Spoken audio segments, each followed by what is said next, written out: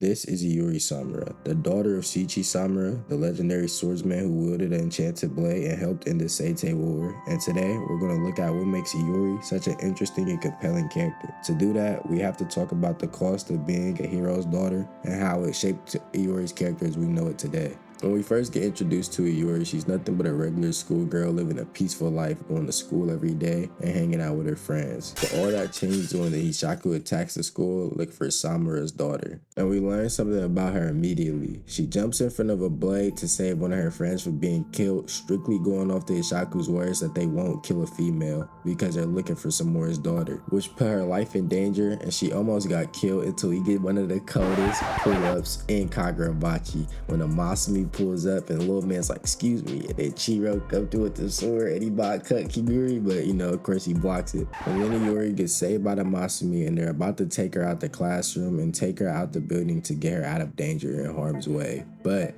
she refuses and she wants to go back upstairs to help and protect her friends. And twice already we see Yori wants to protect the people she holds dear, just like Samura. And the Masumi understand this, so they whip out a motorcycle, put Iori on the back, and advertise her to the Hishaku as Samura's daughter. And after successfully escaping and invading the Hishaku, we make it to the Kyoto Bloodshed Hotel. And it's during the Kyoto Bloodshed Hotel that she starts to regain her memories, and she's been breaking the seal on her memories this whole time, simply going off of the feeling and importance of the memories that she has of Samura that Samura gave her, even though she can't access them. The feeling of those memories are causing the seal to break because she feels like she's missing something important. And that's when Chiro decides to let Iori know everything he knows about Mr. Samura. But after learning everything about Samura, she will have to go in and make the decision if she wants to return back to school and live her peaceful life, or to continue to live as Seiichi Samura's daughter and be hunted by the Hishaku and people alike. And after regaining some of her faint memories, she decides that she wants to go back to school. And even with making this decision, she seems content with it. She seems like she's very unsure and doesn't know if this is what she really wants. And while on the rooftop unsure what she wants to do, she sees a familiar face. Ikora, the guy from class, the guy that covered himself in Chihiro's fake scars. And he throws a key at Iori, saying he needs her back at school. Ikari screams and him being under attack, and Iori's desire to protect a normal life causes her to awaken as Seiichi Samura's daughter, and this is one of the coldest panels in Kagurabachi, man, I swear. I just also find it funny that the first time Iori decides to protect somebody, it's Hikaru, and the second time she decides to protect somebody again, it's Hikaru, but both times are very different, because the first time she does it, she's Iori the schoolgirl, and the second time she does it, she's Iori Seiichi Samura's daughter, so I find that really cool. But continuing where we left off, we see that Iori broke her seal and regained all her memories because she wanted to fulfill that desire to protect. And after all the enemies in the area are cut down, everything comes back to Iori. Iori using the EIY purity style was so cool, and I think it was very well done and very well executed. And it's crazy how good she is with the EIY purity style because she's been training with it for so long. Imagine how good she would be if she kept training. But back to the topic at hand, we then moved to a flashback, and this was 9 years ago when Iori was just 8 years old. Iori's mom, Inori, collapsed and was put on a hospital bed until further notice, leaving Samura to have to take responsibility and take care of Iori. And as they're leaving the hospital on the way home, they make a quick stop at Samura's dojo. And at the dojo, it's there that everybody begins to be so enamored with Iori and Samura having a daughter, and they begin to praise Samura to Iori, telling him how such a good guy he is, how he's a great hero and this and that.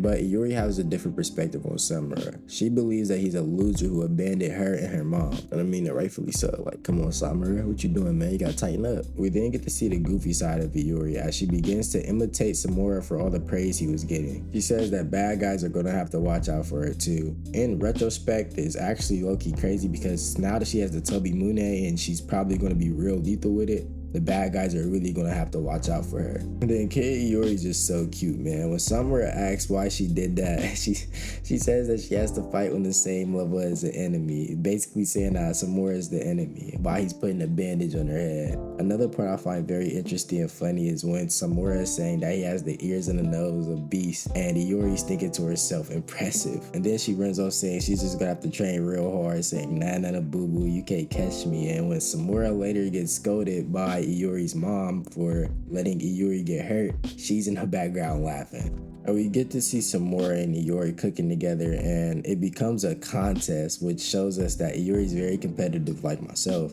And I love that part of Iori, that competitive nature within her. You know, that's that real dog mentality. But even while she's cooking with her eyes closed. She's doing everything with her eyes closed, imitating her father. And it's moments like these that separate Kagurabachi from other manga out there. These intimate moments of stillness, peace, and connection that adds depth to the characters and to the story. Kokuzono does such an amazing job with backstories because he shows us every time what once was and how it was lost, giving us a deeper connection with the characters. After the death of Inori, Iori's mom, Samura is left as the primary guardian of Iori. And that very same day, we see a very familiar face pop up to have a conversation with Samura. There's evil afoot. What evil?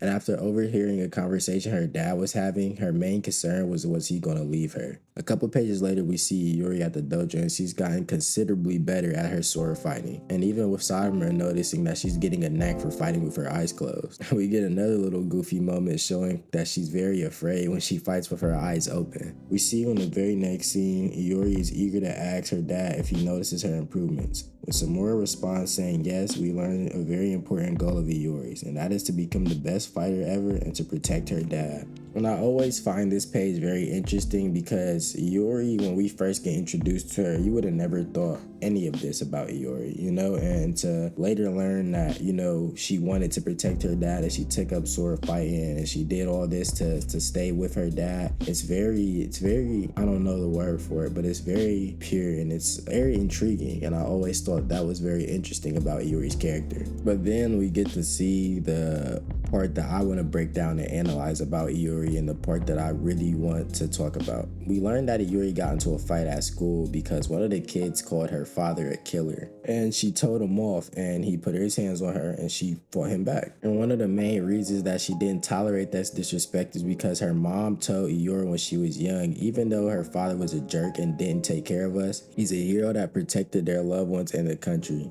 And for that very reason, she respected him. And Iori says that she totally agrees and wants to be like him. And she wants to protect everyone too. And that right there is a big piece. Iori wants to protect everyone. And even when she didn't have her memories, she still wanted to protect everyone. That desire to protect was left unfulfilled. And that's why, even though she didn't have her memories, she jumped in front of the sword to save Hikaru. And during that same conversation with Samura, she wants to let him know that he doesn't have to fight alone and she'll fight alongside him. We can clearly see that Iori has a deep love for her father and a deep respect for her father and wants to be like him and imitates him with everything. The very next day, the bullying got so bad that she wanted to come home early from school and call Mr. Samura. And on the walk back home, Iori and Samura notices a lot of trash has been placed on their home, and is gunk and graffiti on their wall as well. And Iori begins to clean it up, and as she cleans it up, Samura notices two guys standing by watching and overhears them talking and finds out that they're one of the culprits that decided to throw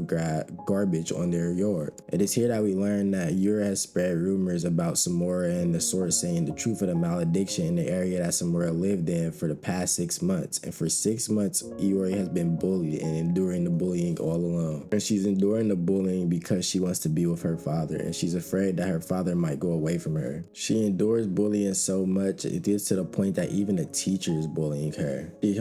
She tries to hold herself together and says that if she can be strong, that they'll be able to stay together. And she keeps telling herself, it's okay, it's okay. And when I first seen the panel of Yori crying, it made me tear up a little bit, because for such a young girl to go through something so terrible like this is very unfortunate, and it really hurts my heart. And this is the consequences of being the daughter of a hero. She had nothing to do with what her father did or a malediction, but yet she still gets bullied for it. Every day she has to endure this suffering and enduring this pain and this trauma to be with her father, all because she's the daughter of a hero. And when Samura finds out about this bullying and how long it's been going on for, he doesn't offer emotional comfort or anything of the sorts. But instead, Samura sends Yuri to her aunt's house, going against her wishes and going against her wanting to be with with him. Iori, very similarly to Chihiro, had to grow up and mature fast, but Iori in a different way. At the tender age of 8, her mom was hospitalized and she had to stay with her dad, who she didn't even remember. She started to warm up to him and admire him and wanted to be like him, but later her mom died and now she was living with Samura, and the cost of living with him was extreme bullying and harassment, cleaning up the hateful graffiti on their walls and the trash thrown at their walls as well, having zero friends and being hated by everyone in the area for something that she had absolutely nothing to do with. And she endured all of that alone with no emotional support because she wanted to stay with her father. She didn't want to lose another person she loved, and she wanted to protect what she thought was dear to her, and she still winded up getting sent away. And 6 months later, as she told she's gonna get her memory erased and she's not gonna be Seiichi Samura's daughter anymore, she thinks to herself that even though she dealt with all the slander, being a prisoner and being bullied and all of that, she got to be with her dad and see her mother's last smile. Later in the chapter, she thinks about how if she got stronger, she'll be able to protect him. How if she got stronger, then maybe she could send everything flying and he could stay with her. And after breaking the seal and remembering everything, ultimately she wants to see her father and remain Seiichi Samura's daughter. Iori is a goofy, competitive person with a strong exterior, but deep down she doesn't want to be lonely and wants to get strong, not to only protect everyone like her father, but to protect him and the ones she cares about most. Being the daughter of Samura was a struggle worth struggling to her, and she fought hard to be with Samura. Though Iori isn't one of my top 5 characters, to me she's a character that I can't wait to see more of and a character that I love and appreciate. Let me know what you guys think of Iori in the comments, and if you guys would, please like, subscribe, and support the channel. It would mean a lot to me and I really do appreciate it. Thanks to everybody who made it to the end of the video, and I'll see y'all next time.